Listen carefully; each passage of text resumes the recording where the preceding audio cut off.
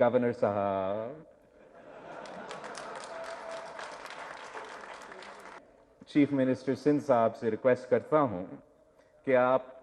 اپنا جہاز گورنر صاحب کو دے دیں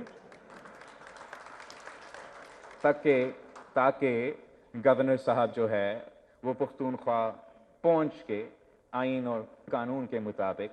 اپنا ذمہ داری ضرور بولے گا. اور باقی جو ہمارے ممبران ہیں اور وہ میں ان سے ریکویسٹ کرتا ہوں کہ میڈیا کے بجائے اپنے اگر کوئی شکایت ہے تو وہ پلیٹ فارم استعمال کیا جائے. کوئی اور پلیٹ فارم چاہے وہ الیکٹرانک میڈیا ہو یا سوشل میڈیا پہ بھی غور کیا جائے، وہ پلیٹ فارم کو استعمال نہیں کرنا چاہیے. آخری بات، گورنر صاحب،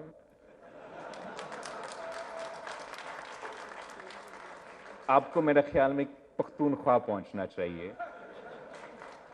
میں چیف منسٹر سندھ صاحب سے ریکویسٹ کرتا ہوں کہ آپ اپنا جہاز گورنر صاحب کو دے دیں تاکہ گورنر صاحب جو ہے وہ پختونخوا پہنچ کے آئین اور قانون کے مطابق اپنا ذمہ داری ضرور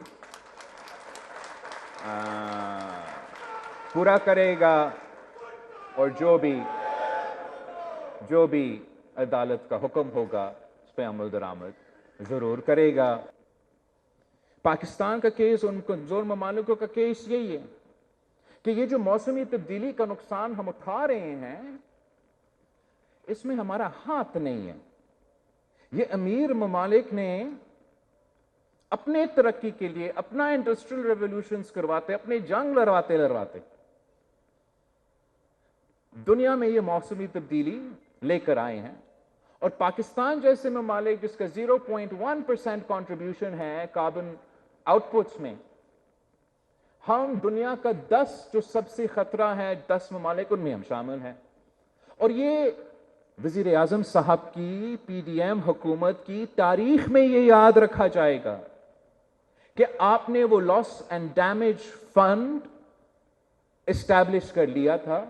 دنیا کو منا لیا تھا کہ یہ کمزور ممالک کا بھیک نہیں حق ہے کہ امیر ممالک نے نقصان پہنچایا تو یہ لاس اینڈ ڈیمیج فنڈ کو ہونا چاہیے. اور لاس اینڈ ڈیمیج فنڈ کے مطابق ان کمزور ممالک کو، وہ امیر ممالک جنہوں نے نقصان پہنچایا، ان کو قدرتی آفت میں سپورٹ کرنا چاہیے،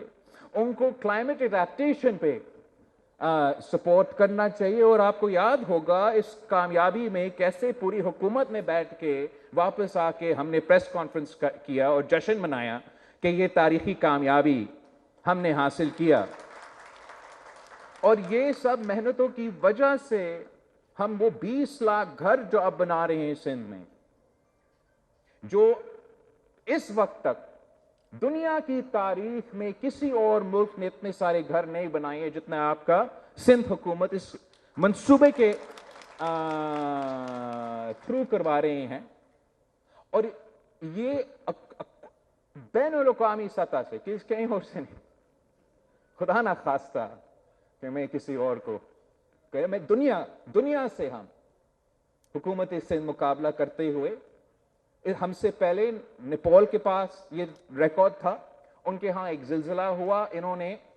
سب سے زیادہ گھر بنائے، وہ ریکارڈ مراد علی شاہ صاحب آپ کا وزیر اعلیٰ توڑ رہا ہے. اور 20 لاکھ گھر سندھ میں بن رہے ہیں. مگر صرف یہ نہیں، اس سے پہلے قائد عوام شہید ذوالفقار علی بھٹو نے لینڈ ریفارمز کر کے غریب عوام کو زمینوں کا مالک بنایا. ضیاء الحق صاحب بعد میں کیا ضیاء الحق واپس آیا اور اس نے پھر اس کو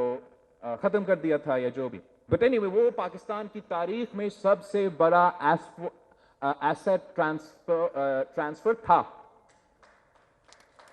اس کے بعد آپ کا وزیر اعلیٰ مراد علی شاہ صاحب کا منصوبہ، یہ جو پیپلز ہاؤسنگ انیشیٹو ہے،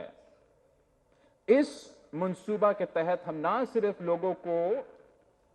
مکان بنا کے دے رہے ہیں،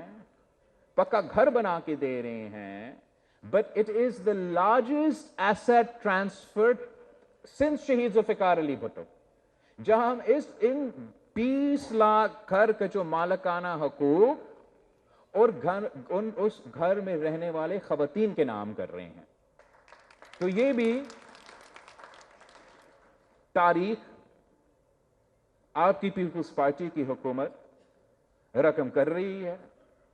واپس ہم آتے ہیں ہمارا رضا ربانی صاحب کی تقریر پہ، جہاں اس نے اپنے طور پہ تاریخ رقم کیا ہے، اور ہم I think I speak for all of you جو بھی ادھر موجود ہے اور سیاست میں موجود ہے اور پاکستان پیپلز پارٹی سے تعلق رکھتے ہیں، ہم سیاست تاریخ رقم کرنے کے لیے کرتے ہیں، اور ہم سیاست عزت کے لیے کرتے ہیں۔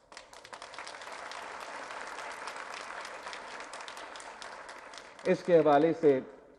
میرا پارٹی کا CEC بھی جلد ہو رہا ہے 18 اکتوبر کو، وہاں میرے خیال میں رضا ربانی صاحب کافی کچھ اور وہ